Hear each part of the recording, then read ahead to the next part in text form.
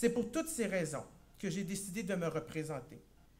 Pour toutes ces raisons, mais aussi pour construire le pays du Québec. C'est ce qui m'anime, c'est ce qui vous anime, mais c'est aussi ce qui anime notre chef, Pauline Marois.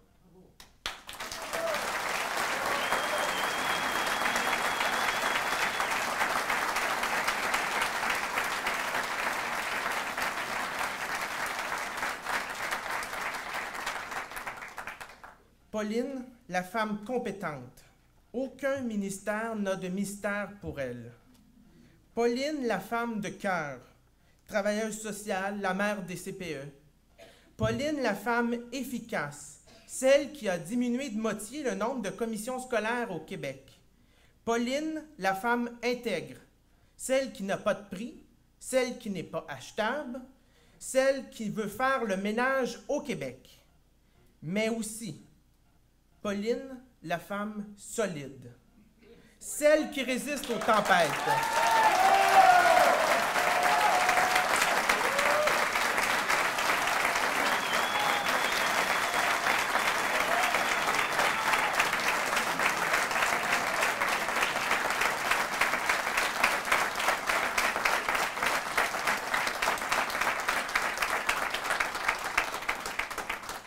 Celle qui résiste aux tempêtes, celle qui n'a plus rien à prouver, celle qui veut nous donner un pays.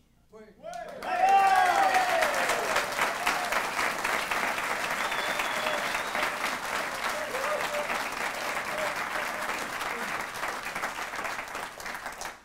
C'est cette Pauline que je connais, que je côtoie et que j'aime.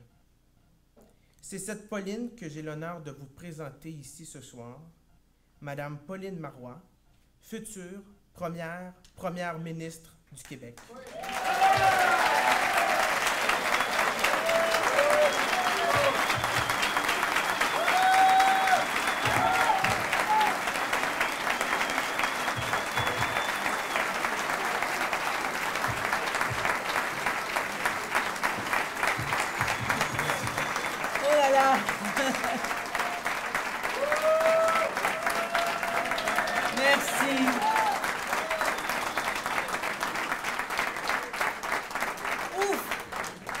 D'émotions. À chaque fois, il y en a trop. Il y a trop d'émotions. Mais en même temps, je crois que ça en prend un peu. Et quand on veut faire le pays, il faut y aller avec le cœur. Et c'est ce que Dave a fait ce soir. Je te remercie beaucoup de cet éloge à mon endroit que je ne mérite sans doute pas complètement, puisque si j'ai pu mener ce parti là où nous sommes aujourd'hui et mener et diriger un certain nombre de ministères, c'est parce qu'il y a eu autour de moi des gens de qualité et Dave est un de ceux-là au sein de l'équipe du Parti québécois.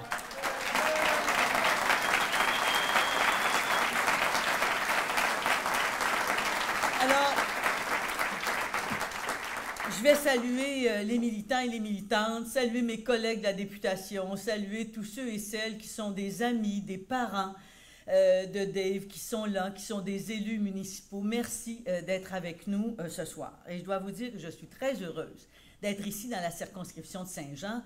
Et ça augure très bien pour la suite des choses quand on voit une salle aussi enthousiaste et aussi nombreuse.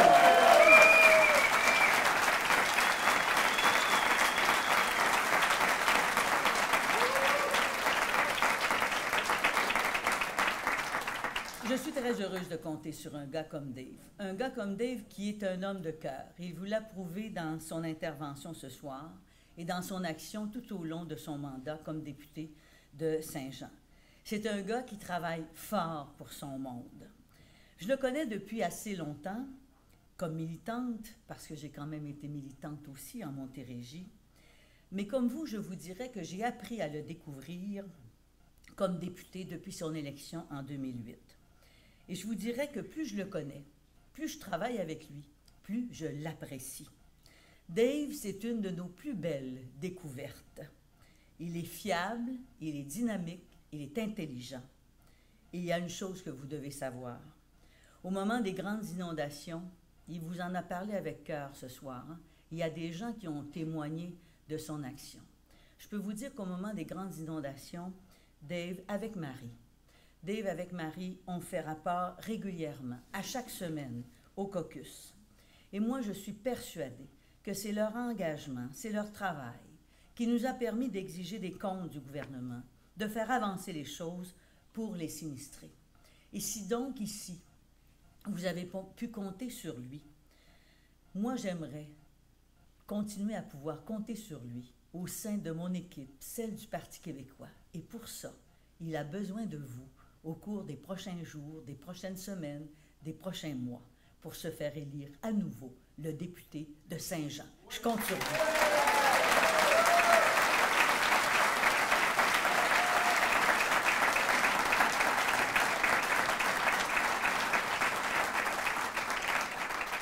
Vous le savez, le Parti québécois a toujours été le parti des familles de la classe moyenne.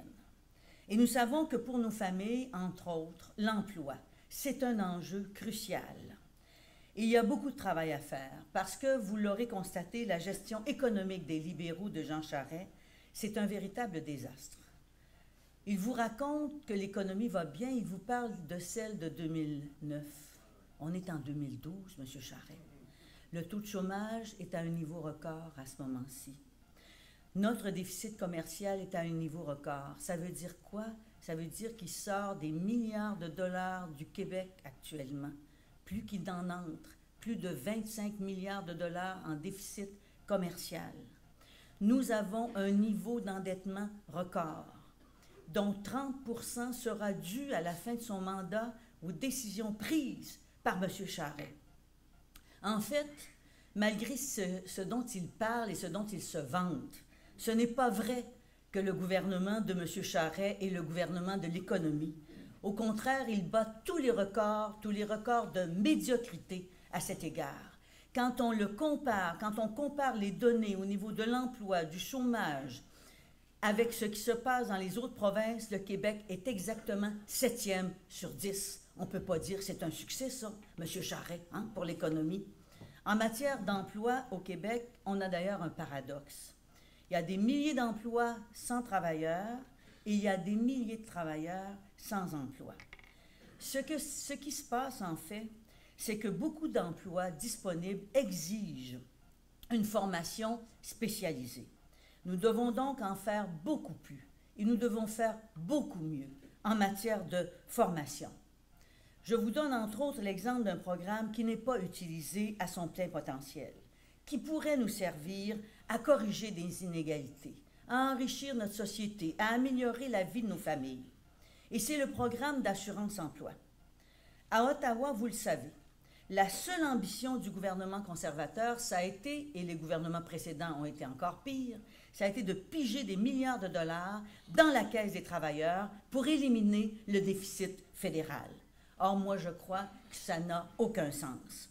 Le programme d'assurance-emploi, il doit servir d'abord et avant tout aux travailleuses et aux travailleurs qui cotisent à ce programme. Imaginez que couplé avec nos responsabilités, parce qu'il s'agit de nos responsabilités, que celle de la formation, couplé donc avec nos responsabilités en matière de formation, avec une politique industrielle qui soit digne de ce nom, moi je crois que le Québec est capable de réduire le chômage et de le faire considérablement. Vous savez que c'est Dave qui pilote ce projet. Nous avons lancé dernièrement, avec d'autres groupes, une coalition pour nous permettre, vous trouverez ça normal d'ailleurs, de la part d'un gouvernement souverainiste, pour nous permettre de ramener au Québec le programme d'assurance-emploi, de mieux l'arrimer avec nos programmes de formation et avec notre politique industrielle.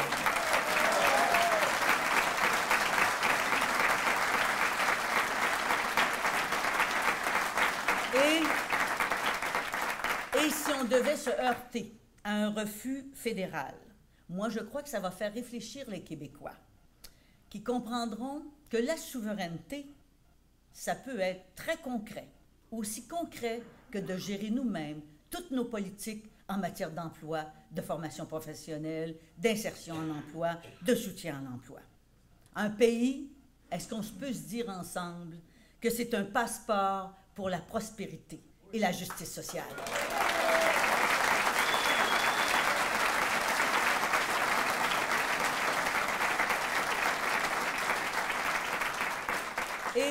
nous sommes le parti des familles de la classe moyenne, je crois qu'on a une responsabilité, celle de les aider et de leur donner un peu d'oxygène. La taxe santé de 200 $ par personne imposée aux Québécois et aux Québécoises, elle est injuste, cette taxe. Une personne qui gagne 15 000 $ paye exactement la même chose que celui qui gagne 1 million $. Il faut changer ça, et je peux vous dire que nous, au Parti québécois, nous allons le faire. Ce matin, pas plus tard que ce matin, on a tenu un vote à l'Assemblée nationale. Un vote qui portait sur le fait de demander au gouvernement d'éliminer cette taxe santé injuste. Savez-vous ce qui s'est passé? Les caquistes et les libéraux ont voté contre les familles de la classe moyenne, ils ont voté contre les familles de Saint-Jean. Ils n'ont pas accepté notre proposition. Ça veut dire qu'avec un gouvernement du Parti québécois, les familles québécoises, parce qu'il s'agit de 2 personnes, 200 $ chacun, hein, c'est ça dans la vraie vie, malheureusement, ce qu'a imposé le gouvernement Charest, ça veut dire qu'avec un gouvernement du Parti québécois, les familles québécoises vont pouvoir garder dans leur poche 400 $ par année. Nous travaillons, nous, pour qui? Quel est notre choix? Nous, au Parti québécois, c'est le choix des familles québécoises, celles de la classe moyenne.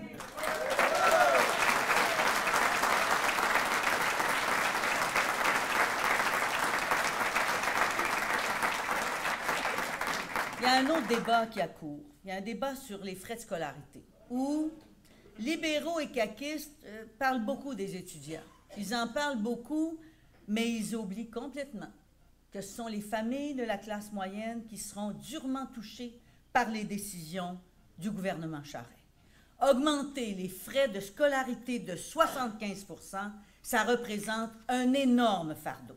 Pour une famille qui a 3 enfants, ça veut dire 11 400 $ par année pour les frais de scolarité. On n'a pas parlé de l'habillement, on n'a pas parlé du transport, on n'a pas parlé du lieu où on va résider. 11 400 $ par année. Quelle famille québécoise va pouvoir payer ça? Parce que souvent, ils n'auront pas accès au régime d'aide financière aux études, malgré ce qu'en dit le gouvernement.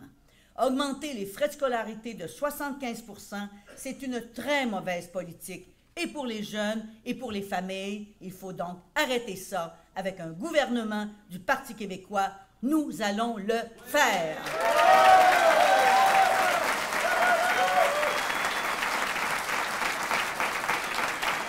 Oui, nous allons le faire.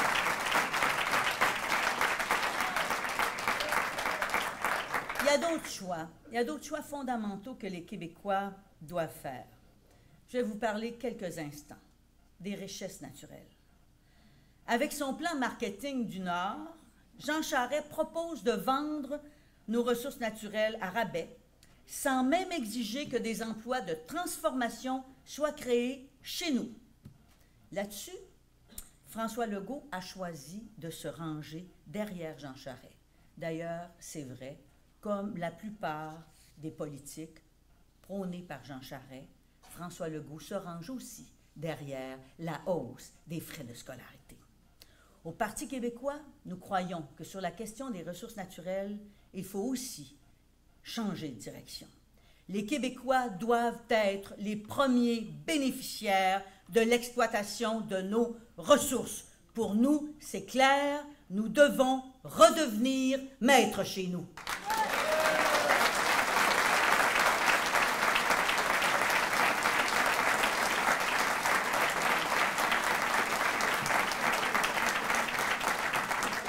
Je vous dirais que c'est urgent que nous revenions aux affaires. C'est urgent que le gouvernement de M. Charest quitte ses fonctions, quitte le gouvernement. Ça n'a aucun sens actuellement que les politiques qui sont en train d'adopter en matière de développement et d'exploitation de nos richesses naturelles, qui sont, je vous le rappelle, des richesses non renouvelables. J'ai l'impression d'être devant un gouvernement qui est pire que celui de Duplessis.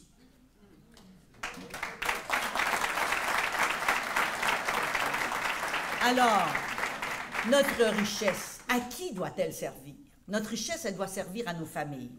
pour les jeunes familles, des places en garderie. Avec nous, ce sera un enfant, une place. Pour nos aînés, celles et ceux qui ont bâti le Québec, ça prend une politique nationale de soins à domicile et il y en aura une.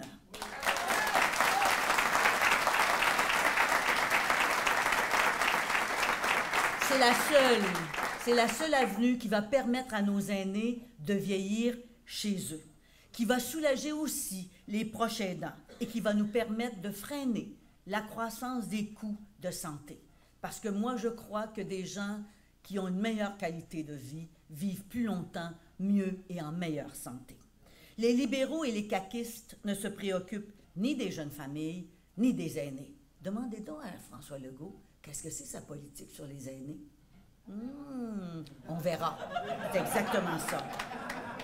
Or, au Parti québécois, nous sommes déterminés à nous occuper de notre monde. Et puis, il y a ce qui nous rallie tous, ce qui nous lie tous, la question nationale.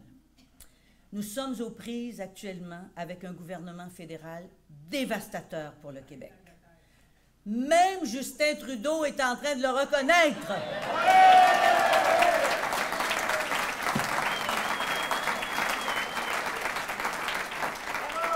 Avec le gouvernement conservateur de M. Harper, tout est en train d'y passer. Il s'attaque à nos valeurs, il s'attaque à nos intérêts, il s'attaque à nos finances. Les conservateurs veulent remplir les prisons. Ça va nous coûter des centaines de millions de dollars. Nous, on préférerait mettre l'argent dans l'éducation. Il me semble que c'est plus normal, c'est plus responsable. Les conservateurs ont décidé de dépenser, écoutez ça, de dépenser 63 milliards de dollars pour acheter des avions et des navires de guerre. Nous, on préfère investir dans nos familles, M. Harper. Nous payons des impôts à Ottawa. Payons des impôts à Ottawa. J'entendais quelqu'un le souligner tout à l'heure. Et ils s'en servent pour mettre des tableaux de la reine partout. Célébrer la royauté. Royal ceci, royal cela. Est-ce que je peux vous dire que moi, j'en ai royalement assez de ce gouvernement?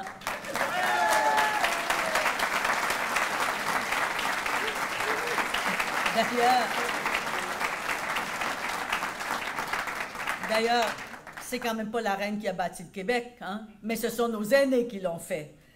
La souveraineté du Québec, c'est très concret. Ça veut dire décider nous-mêmes de ce que nous voulons faire avec notre argent. L'éducation avant les prisons, les familles avant les escadrilles, les aînés avant la royauté. Nous voulons un Québec français, fier et libre.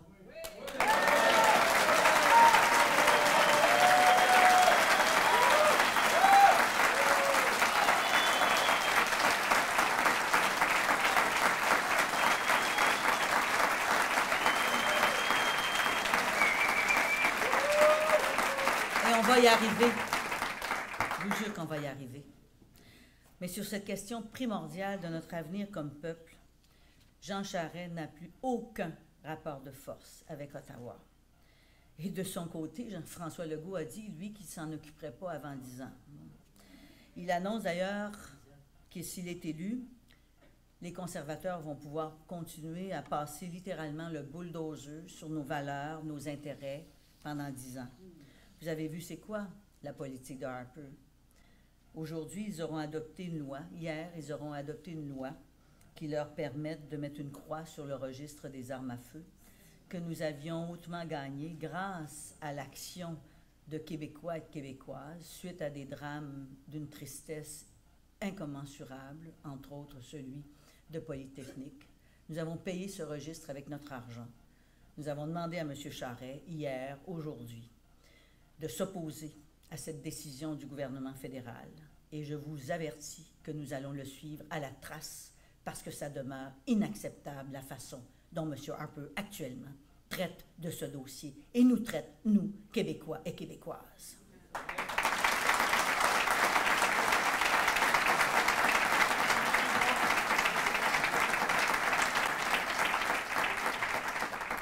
Et ce qui nous anime, nous, ce n'est pas seulement une question d'argent. C'est une question de culture. C'est ce qui concerne notre langue, nos valeurs. Ce sont les fondements de notre existence comme peuple. Nous avons, à l'égard de notre histoire, à l'égard de notre peuple, nous avons un devoir de mémoire.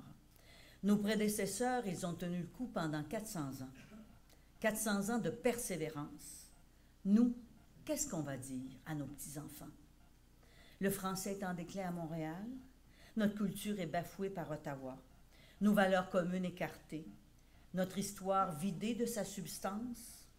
Moi, je crois qu'il faut changer ça. Et on va se le dire.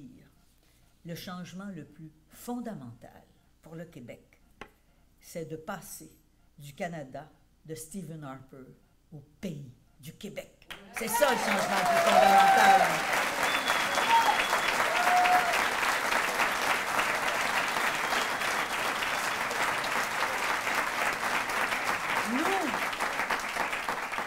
Nous, ce qu'on veut, c'est simple. On veut changer de pays. Hein? Alors, à compter d'aujourd'hui, j'aimerais que, comme moi, un sentiment d'urgence nous habite. Nous avons une responsabilité, car nous sommes le seul parti souverainiste, le seul parti des familles capable de prendre le pouvoir. Pour gouverner, nous aurons donc besoin de chacune et de chacun de vous. J'aurai besoin et nous aurons besoin d'une équipe solide. Celles et ceux qui ce soir sont venus appuyer Dave Turcotte. Mais j'ai besoin en particulier de Dave Turcotte dans mon équipe. Alors, je vais vous demander de m'aider. Des élections, elles pourraient déclencher à n'importe quel moment. Fiez-vous jamais à ce que vous dit Jean Charest. Alors, j'ai besoin de vous autres pour que nous gagnions la prochaine élection et j'ai besoin de Dave Turcotte dans mon équipe. Je compte sur vous pour que vous le fassiez élire dans Saint-Jean. Merci.